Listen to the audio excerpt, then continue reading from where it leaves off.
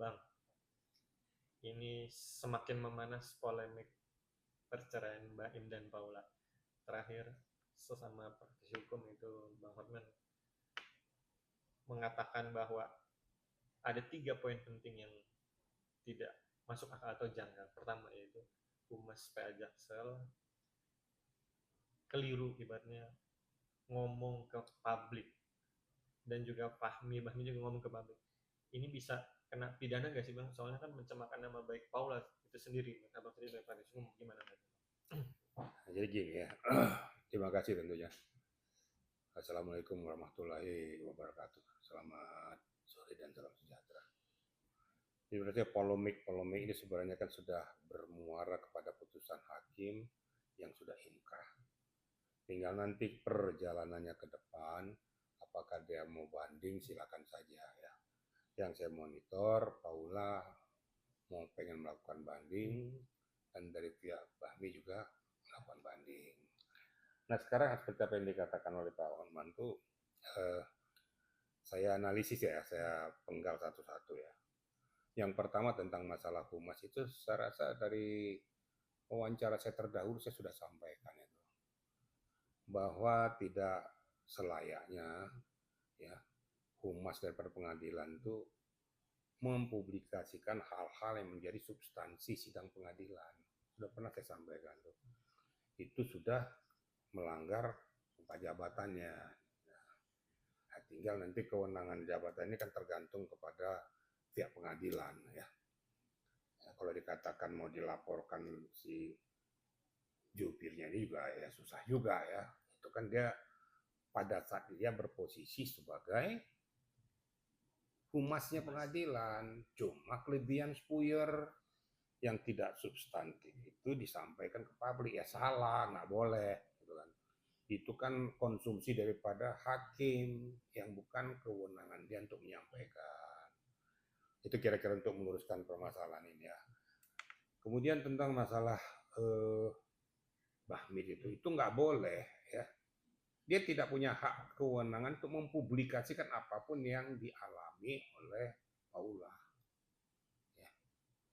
Kan sidang pengadilan yang penting kau sampaikan saja ke sidang pengadilan itu bahwa ini loh bukti-bukti fakta yang kami lakukan.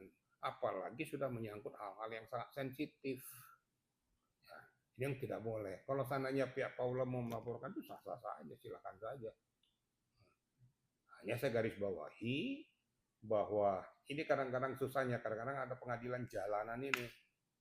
Dia tidak menghormati lagi sirkulasi yang ada di pengadilan. Apa yang tidak selayaknya, apa yang tidak seharusnya dipublikasikan mendahului apa yang disampaikan oleh hakim. Ini nggak benar. Ya. Itu menurut hemat saya seperti itu ya. Bang, poin keduanya terkait putusan hakim Bang Hotman itu dianggap keliru. Menurut Abang setuju atau gimana sebagai seorang praktisi? Tinggal kita lihat potensinya ya. Saya tidak mengatakan itu selingkuh benar atau tidak. Ya, kalau saya itu netral gitu ya. Di dalam mengambil keputusan bahwa hakim itu keliru mengambil keputusan, saya juga tidak bisa menjustis.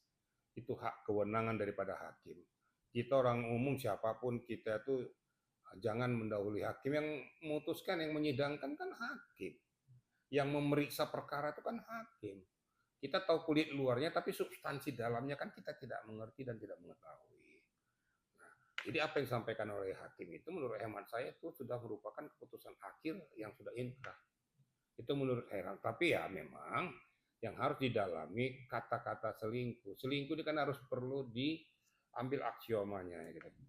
Nah, jadi kalau kata-kata selingkuh ini hanya kita ketemu dengan orang berdua ngobrol tentang bisnis segala macam masa selingkuh.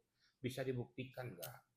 Terus ada kata-kata umpamanya kangen, saya sering ngomong, gue kangen nggak lihat loh sama lawan jenis nih. Terus ada muatan selingkuh nggak dari saya? Kan enggak, itu kan hal-hal yang lumrah dan manusiawi.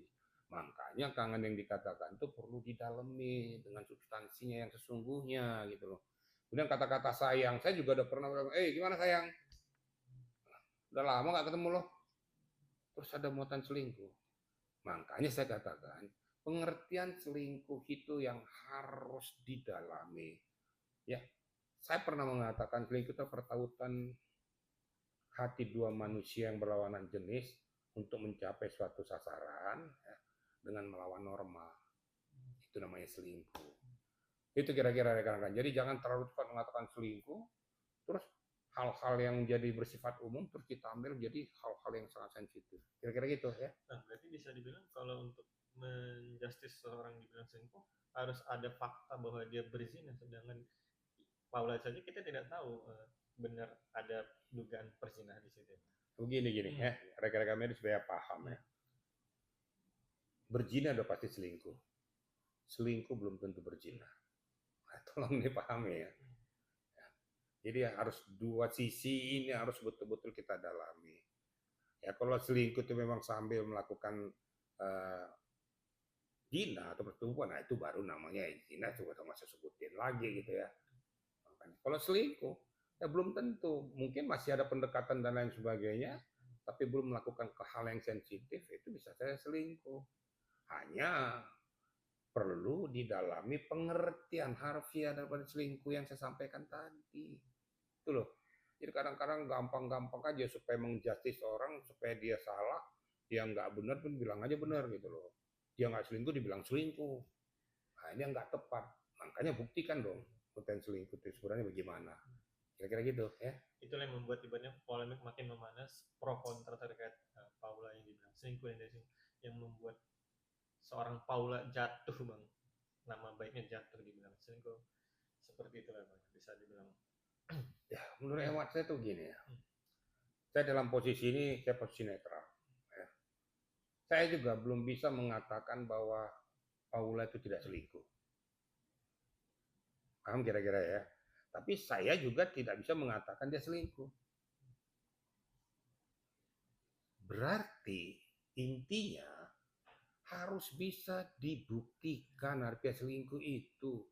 Menurut hemat daripada Baim dia selingkuh, ya buktikan saja apa konotasi selingkuh itu yang kamu dapatkan apa, bukti-buktinya apa, faktanya apa, di mana dan bagaimana. Itu baru kau ambil aksioma selingkuh. Kalau hanya berdua saja ngobrol-ngobrol lah, kamu aja sering ngobrol sama cewek juga kok. Terus selingkuh dong kamu kalau gitu. Padahal kita membicarakan suatu hal. Tapi bisa saja juga terjadi selingkuh itu kalau menurut penilaian pengamatan fakta yang didapatkan Mbak Im itu memang seperti itu. Jadi saya netral ya, saya nggak mau minyak kemana-mana. Nah, namun demikian hanya saya nggak sensitif. Kalau memang kita mau berpisah, ya udahlah nggak usah bawa yang hal-hal yang sensitif. Nggak perlu kita publikasikan, kita pisah baik-baik aja lah. Ngapain, jagalah anak-anakmu kan juga ada dari situ. Apalagi dulu juga menyentuh masalah HIV itu sangat-sangat ironis. Itu nggak manusiawi lah. Ya pisah-pisah aja. Lu nggak senang lagi ya sudah, ayo kita ambil jalan masing-masing. Emang saya ngomong kayak gitu kan sudah benar, kau juga belum tentu benar. Apa Paulo udah tentu benar? Belum tentu. Apalah Baim sudah tentu benar? Belum tentu juga. Nah, jangan menyudutkan orang dari satu versi. Biasanya orang nunjuk orang itu biasanya yang 4 lagi nunjuk dia. Atau lebih bajingan kita dari dia gitu loh kan. Tapi kita bilang kau bajingan, Paulo bajingan, padahal kita lebih bajingan. Nah, kira-kira gitulah. Tapi itu semuanya kita serahkan saja kepada mereka. Biarlah hukum yang berbicara. Kira-kira gitu ya. Bang, Raya. Poin ketiganya, Bang Hotman bilang ada dugaan salah satu ya asisten pembantunya yang memihak ke pihak lelaki itu, pihak Baimong yang bilang, oh Ibu Paula sudah selingkuh, sudah cecetan mesra gini-gini. Itu bahkan kena juga nggak sih bang kalau di ibaratnya kena pidana juga oknum hasil pembantunya karena kan sudah menjelekkan nama baiknya tanpa ada bukti yang jelas gitu. Kalau memang tidak ada bukti itu namanya pencemaran nama baik. Kalau hanya dipublikasikan saya tanpa dasar itu namanya pencemaran nama baik. Kemudian yang paling inti kenapa baru sekarang ngomong, kenapa nggak diambil saksi pada saat sidang pengadilan itu dengan membawa data-data bukti dan fakta. Ada apa? Berarti ada tanda kutip. Kenapa kau berpihak pada ini? Tujuannya apa? Konteksnya apa? Kemudian muara daripada apa yang kau sampaikan itu kepada Paula apa? Bisa nggak kira-kira dibuktikan gitu loh. Kalau nggak bisa, ya berarti ya Paula bisa menuntut. Gitu loh. Menuntut istilahnya pencemaran nama baik dia. karena dia tidak melakukan seperti apa yang dituduhkan. Kira-kira gitu ya. Siap. Oke? Mantap. Terima kasih Bang.